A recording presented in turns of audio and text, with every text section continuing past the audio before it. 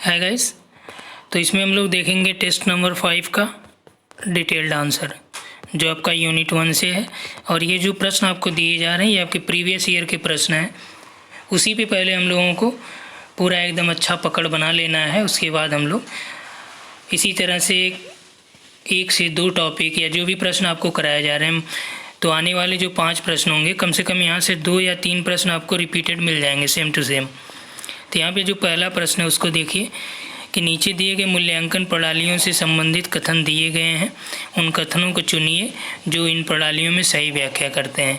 यानी मूल्यांकन सिस्टम के बारे में बात किया जा रहा है कि कौन सा मूल्यांकन सिस्टम के लिए, इवैल्यूएशन सिस्टम के लिए करेक्टली एक्सप्लेन किया है। चलिए यहाँ पे पहला है कि CRT यानी जो आपका क्राइटेरियन रिफर टेस्टिंग होता है यानी संदर्भित परीक्षण है, अधिगम कार्यों के अनुसीमित अनुक्षेत्र पर बल देता है यानी focus on delimited domain of learning task. तो जो आपका CRT ये मेथड है ये आपका राइट है, focus on delimited domain of learning task. अगला है कि जो आपका NRT है यानी मानक संदर्भित परीक्षण यानी नॉर्म रिफर्ड टेस्टिंग। ये देखिए NRT CRT आपको देख लेना है। मानक संदर्भित परीक्षण ये दोनों मूल्यांकन के टाइप्स हैं, हमने आपको कराया है मूल्यांकन के टाइप्स हैं, मानक संदर्भित परीक्षण और निकट संदर्भित परीक्षण की विधियाँ मूल्यांकन में। ठीक, तो यहाँ से आपका require a clearly defined group यानी कि यह एक सुस्पष्ट रूप में परिभाषित समूह की आवश्यकता होती है, तो ये भी आपका राइट है। निर्माणात्मक परीक्षण पाठचर्या के क्रियान्वित के पश्चात दिए जाते हैं, तो ये आपका सही नहीं है। निर्माणात्मक मूल्यांकन हमने कराया है। अगला है कि NRT यानी कि मानक संदर्भित परीक्षण और निकट संदर्भित परीक्षण दोनों एक ही प्रकार के प्रश्न पदों का अनुप्रयोग करते हैं, ये भी बात सही है।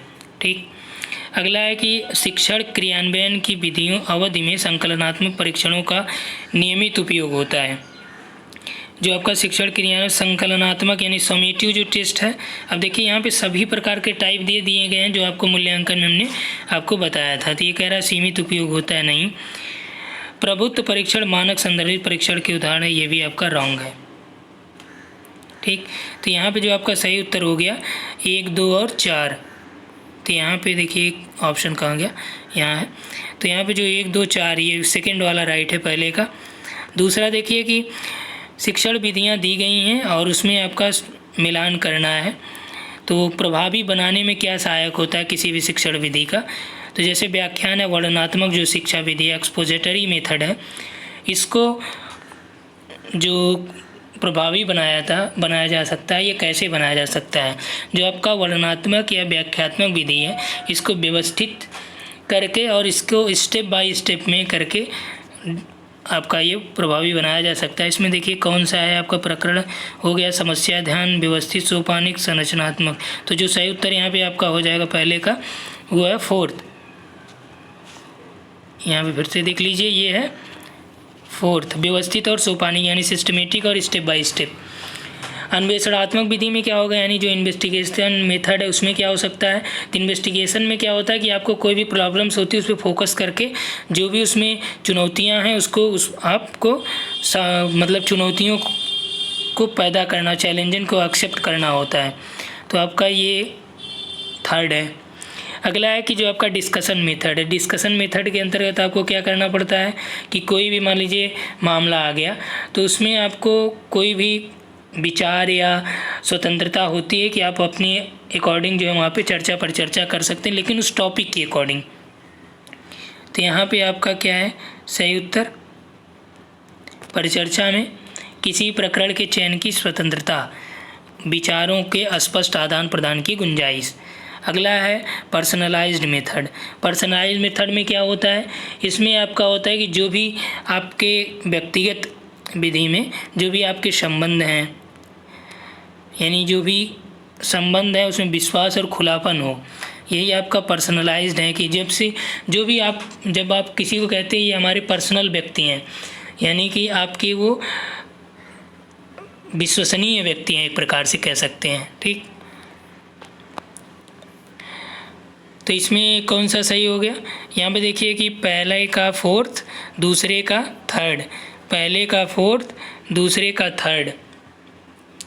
तो यहाँ पे जो आपका सही उत्तर हो जाएगा वो फर्स्ट है। नेक्स्ट आइए, शिक्षण सहायक सामग्रियों के अनुप्रयोग का प्रयोजन क्या है। पाठ को रुचिकर बनाना, यानी जो आपका टीचिंग एड्स होती हैं वो क्या करती हैं कि क्या लेसन को इंटरेस्टिंग बनाती हैं, या छात्रों का ध्यान आकर्षित करती हैं, या प्रौद्योगिकी संसाधनों का तक पहुंच में अभिवृद्धि करती हैं, अर्थात to enhance access to technological resources. अगला है कि टू ऑप्टिमाइज लर्निंग आउटकम्स, यानी कि जो भी आप टीचिंग एड्स यानी कि टीचिंग सहायक सामग्री, जैसे मान लीजिए प्रोजेक्टर यूज कर रहे हैं या आप स्मार्ट बोर्ड यूज कर रहे हैं, तो ये सभी जो सहायक सामग्रियाँ किस लिए होती हैं कि ताकि आपका जो लर्निंग आउटकम हो वो और ज़्यादा ऑप्टिमाइज हो, यानी कि आपका अधिगम परिणामों को इष्टतम बनाना, यानी थर्ड का फोर्थ। अगला है कि यहाँ पे आपको करना है कि जो शिक्षण की मूल अपेक्षा और विशेषताओं को प्रदर्शित करता है उसी को आपको यहाँ पे देखना है कि शिक्षण की मूल विशेषताएं क्या होती हैं, यानी basic characteristics and basic requirements of teaching. यहाँ पे देखिए शिक्षण की विशेषताएं भी आ गई, हमने आपको बताया भी है, लर्नर्स की कैरेक्टरिस्टिक्स, टीचर की कैरेक्टरिस्टिक्स एंड टीचिंग की कैरेक्टरिस्टिक्स, हमने सभी को वहाँ पर देखा था कि शिक्षण में क्या होना चाहिए। शिक्षण क्या इम्प्लाइज, टीचिंग इम्प्लाइज कम्युनिकेशन यानी संप्रेषण निहित हो। तो यहाँ पे आपका कम्युनिकेशन इम्प्लाइज होना चाहिए, बिना कम्युनिकेशन के आपका टीचिंग प्रॉब्लम आ जाती है। दूसरा, एक शिक्षण वस्तुओं के विक्रय जैसा है, जो आपका टीचिंग है ये लाइक सेलिंग गुड्स है, ऐसा नहीं है। शिक्षण का अर्थ प्रबंधन और प्रबोधन, यानी कि teaching means managing and monitoring, यानी मैनेज करना और मॉनिटर करना। बात सही है, क्योंकि जब आप कक्षा में होते हैं तो कक्षा को मैनेज भी करते हैं और उसको मॉनिटर भी करते हैं, क्योंकि वहाँ पे जो भी लर्नर्स होते हैं। ठीक, तो यहाँ पे आपका पहला हो गया, तीसरा हो गया। अगला है कि शिक्षण को अन्य प्रभावित करना निहित करते हैं, यानी शिक्षण में अन्य को प्रभावित करना नहीं। टीचिंग इम्प्लाइज इन्फ्लुएंस अदर्स, तो ये बात सही है, अन्य को प्रभावित करने का मतलब जो लर्नर्स हैं उनको प्रभावित करना। ठीक, अगला, शिक्षण में अन्य व्यक्तियों को आश्वस्त करना निहित होता है। टीचिंग रिक्वायर्स कन्विंसिंग अदर्स, क्या टीचिंग में आप किसी और को कन्विंस करते हैं? ऐसा नहीं है, आप उनको प्रभावित करते हैं, कन्विंस नहीं करते हैं। ठीक, तो इसका मतलब ये भी रॉन्ग है। अगला है कि अधिसंरचनात्मक समर्थन के बिना कोई शिक्षण नहीं हो सकता।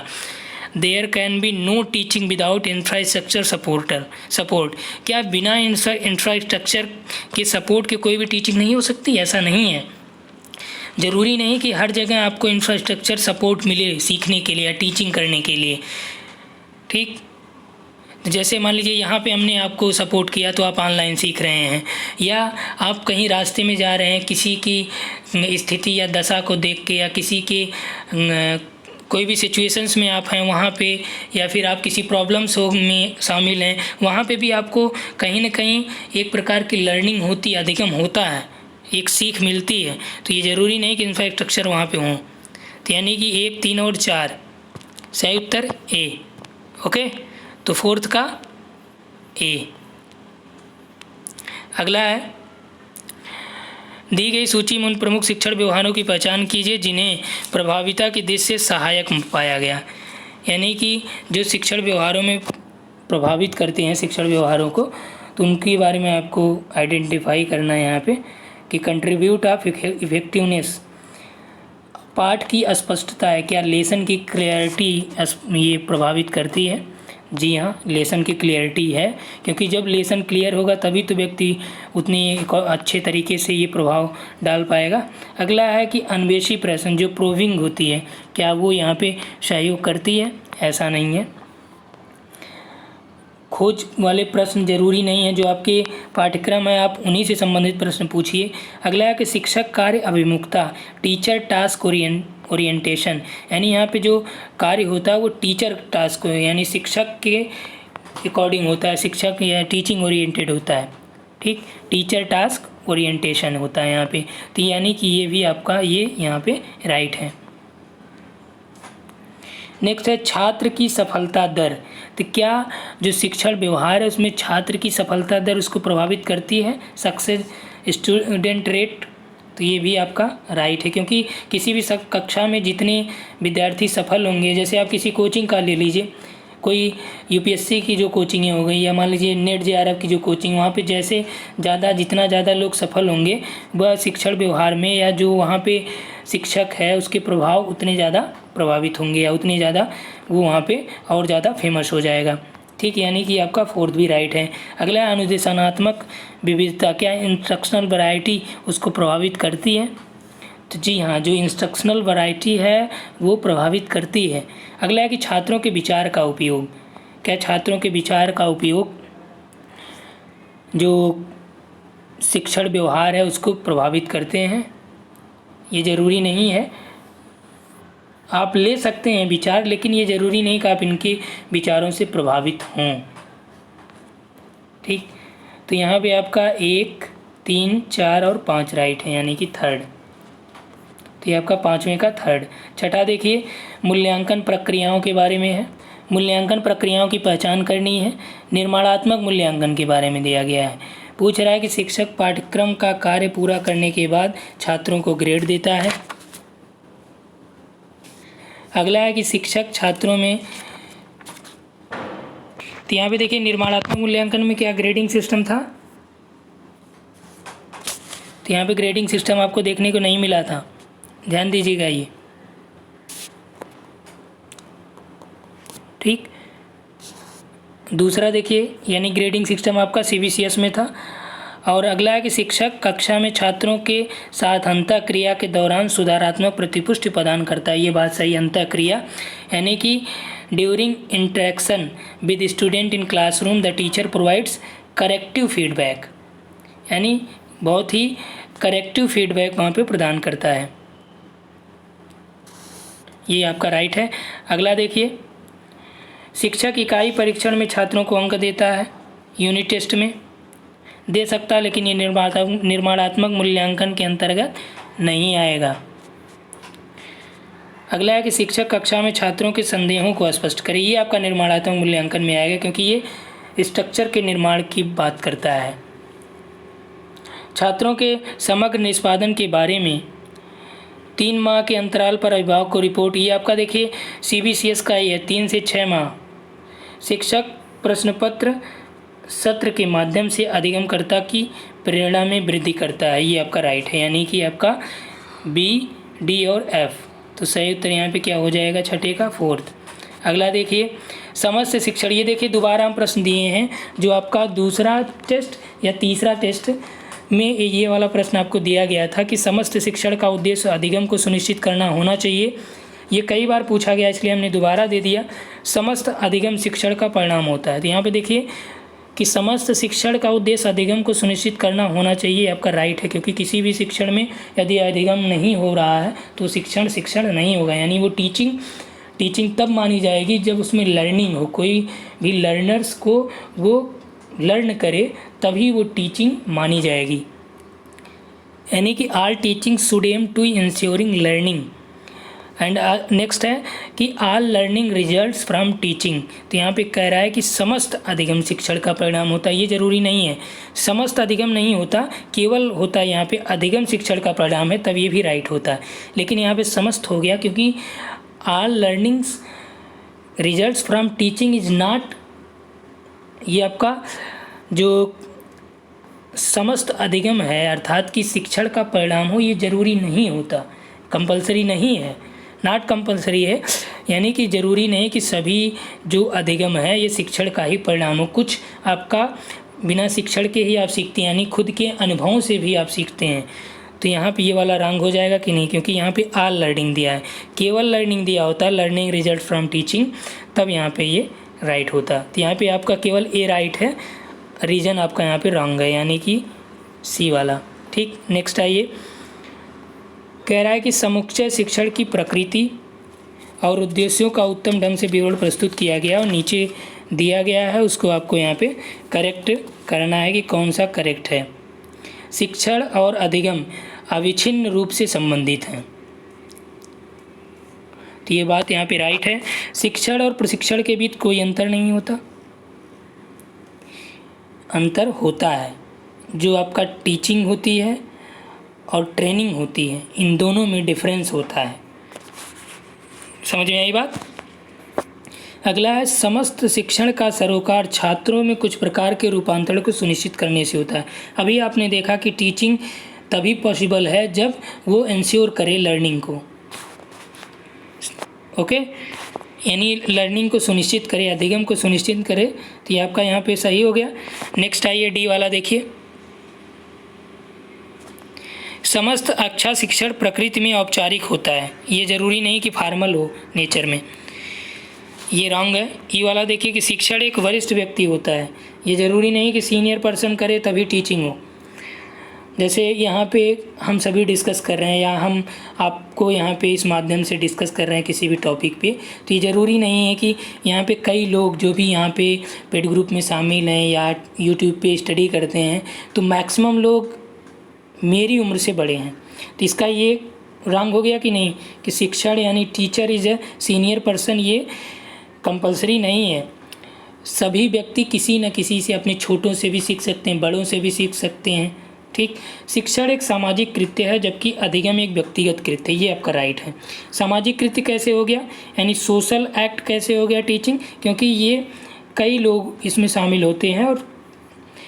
और जबकि लर्निंग क्या है, लर्निंग में व्यक्ति अपने पर्सनली कुछ लर्न करता है। तो ये आपका क्या हो गया कि ये पर्सनल एक्ट हो गया, ओके। यानी यहाँ पे कौन सा राइट है आपका, ए, सी और एफ, यानी थर्ड। नेक्स्ट आइए, निम्न में से ज्ञान संबंधी योग्यता का उच्चतम स्तर क्या है। ज्ञान संबंधी योग्यता का उच्चतम स्तर की बात की जा रही है। मूल्यांकन करना, जानना, समझना, विश्लेषण करना। तो जो आपका यहाँ पे सही उत्तर हो जाएगा वो क्या है, मूल्यांकन करना। क्या है यहाँ पे, मूल्यांकन करना, ये आपका राइट आंसर यहाँ पे हो जाएगा।